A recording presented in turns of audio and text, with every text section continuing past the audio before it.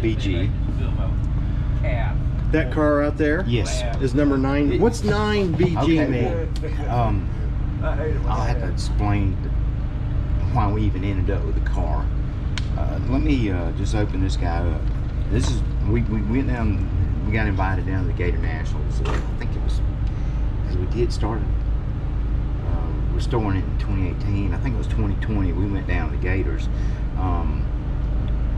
That car in '88. That is the car that was at the Gator Nationals. Okay. Now, it didn't, you know, Bob didn't do so good. It was also at the Cajuns. Just based off of, like I said, this is some of the things that we think we know. It's not bona fide or documented or anything like that. But these are things that led us to believe that that's the car that was at the Gators. Okay. It was at the Cajuns, and then it predominantly became an IHRA car. Okay. This picture over here off the Super Ford magazine are all those little things that we annotated over here. Let's see. This was in IHRA, where he was 6. And this guy over here is the same picture, just stuff that we had captured. And it also pointed out the, you know, the 2 fasteners. 2 chromes here. We looked at the lights right here. The way they're the other car that we know of. This one and this one are tinted. Now I know where that car is at, and Jerry Haas gave us the story on it while we were down at the Gators. What we think we know is this car was sold to, I think I can't really pronounce the name. I think it's Georges Levesque in Canada. He raced it in 790 class, painted like that. Okay. At that point, we think that it went to Marianna, Florida, and sold to Coy Atkins. At this point, he ran it for a couple months with Small Block and Jericho. I had an old Miles Steel 65 Mustang, and I had gotten. This was 2002, right after 9/11. I got activated with the military, so I'm gone. I had already bought the tubing to redo my car, and I told Bud, and we were all high school buddies.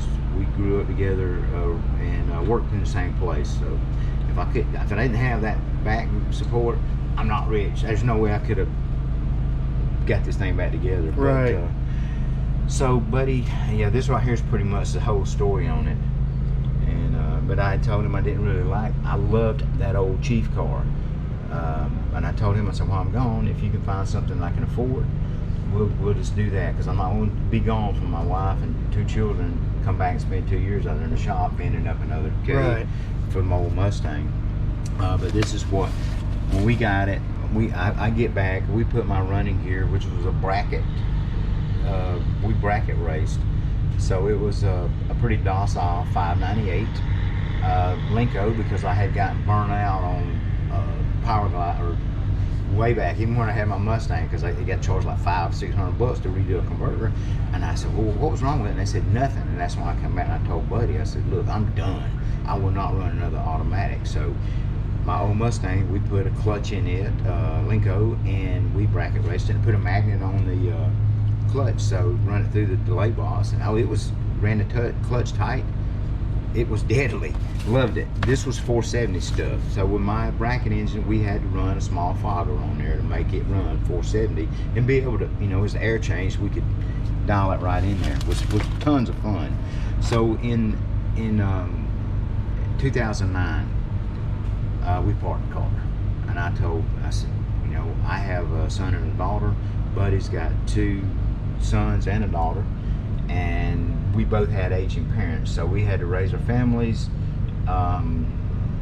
take care of the folks. And in 2018, I told him, I said, look, kids are grown, we buried our parents, I'm pulling that car back out and rework everything. Sure. So we ended up going to sand it back down, because I told my wife, despise that. It was a 90s paint job, you know how that, yeah. She hated it. But this is the data plate on it, and in getting the car, like I said, I told Buddy I don't really like the 88, and I said I wouldn't have it unless Bob Glidden setting that thing. Well, he contacted Haas and asked, hey, what's this serial number mean right here? And that's when he told me, oh, well, that's the 9th car I built for Bob Glidden. Okay. Okay, so now we kind of understand things. But the other deal is we saw the build date of January of 87. Well, did it actually? I never really researched the 87 season to see if it actually popped up anywhere. This is on the firewall. We talked to Mr. Hooker yesterday. He was in here. Oh, okay.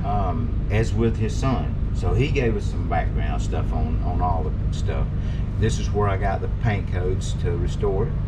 And one of my other buddies could do carbon fiber repair.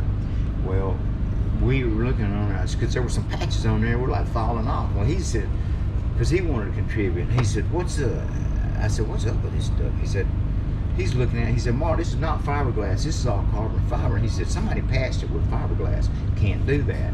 He said, the other way, he said, you can take fiberglass and patch it with carbon fiber and you'll be okay, but can't patch carbon. I said, and he told me, he said, I'll just take this stuff over to the house and fix it for you. As you can see, it was busted out right here.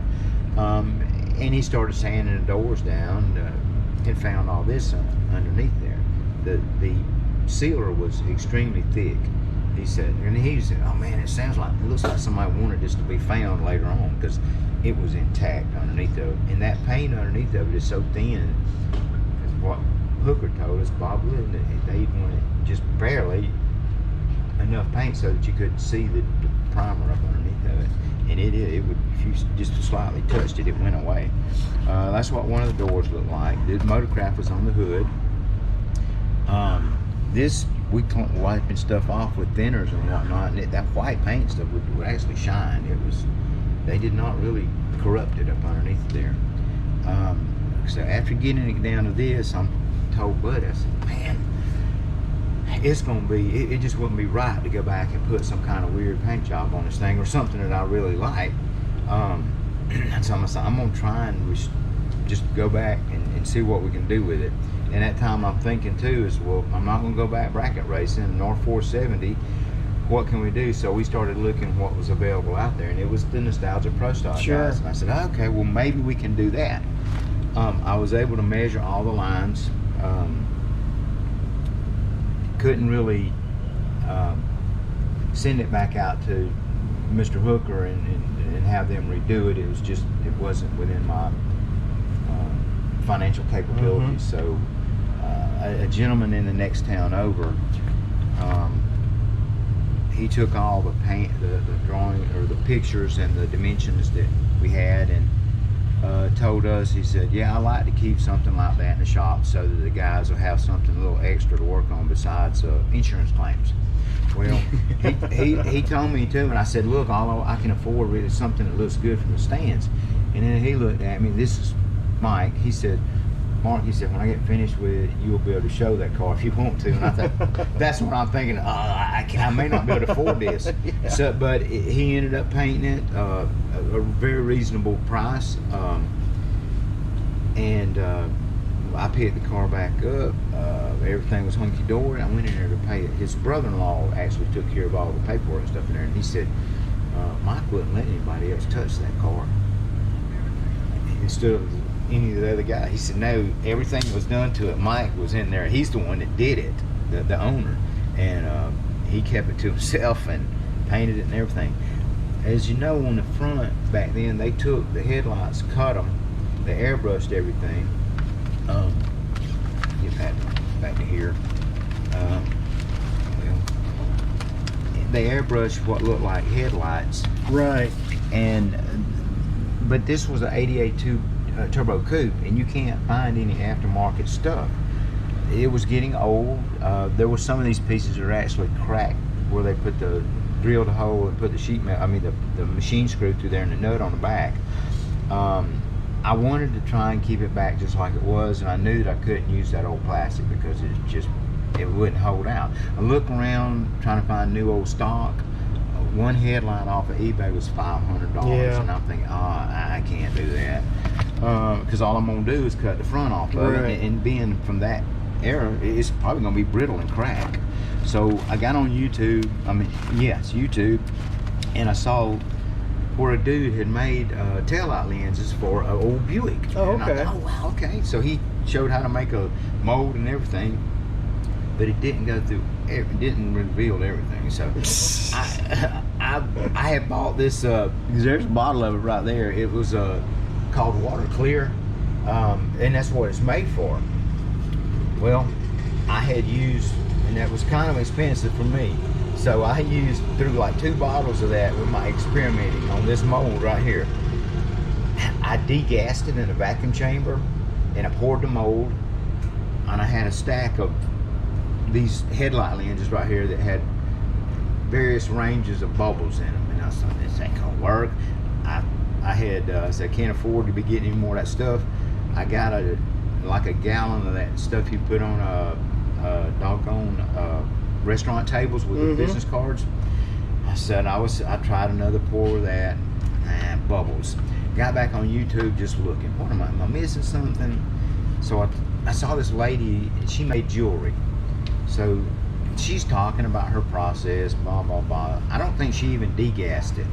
She pours it in a mold, and she said, when I pour it in my mold, I put it in this pressure chamber, and I aired up to 50 PSI, and I thought, well, okay, I'll have a shot. So I built a chamber. You just can't see the corner. That was my pressure chamber.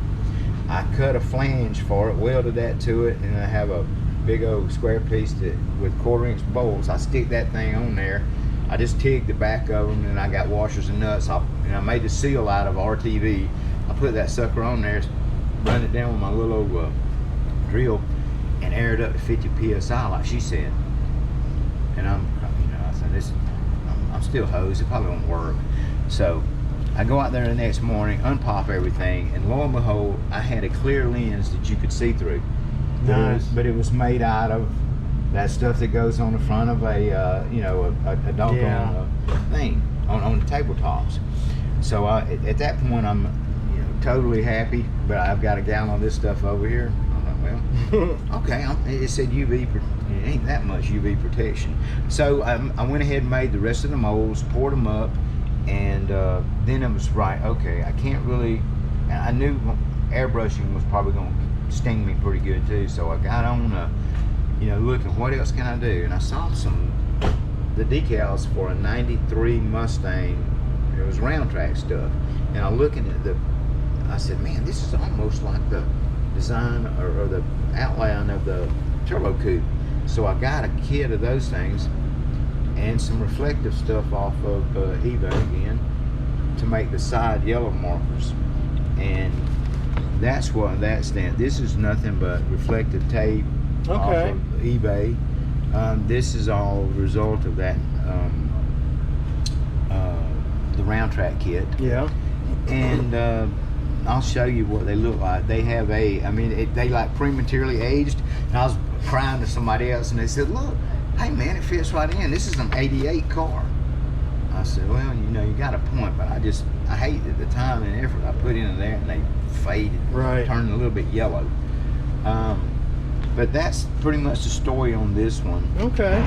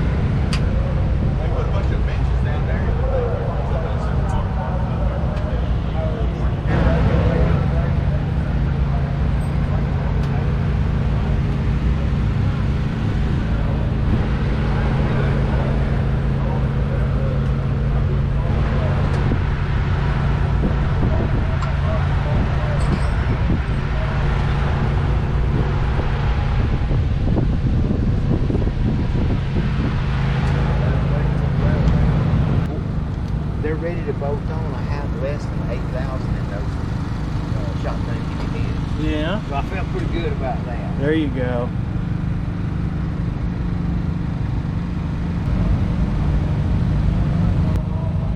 Splines, but John at Haas told me there's nothing wrong with it, Mark. I got that hard head. Instead of we really not gonna put it in here, but you know when they first started with the race pack computers, a friend of ours let us, and he didn't want it back. We used one of those old first race pack that has the paper prints out. I thought, well, it'd be kind of cool to put that thing back up in there. It was tough. We ran that thing for a while trying to use the graph paper.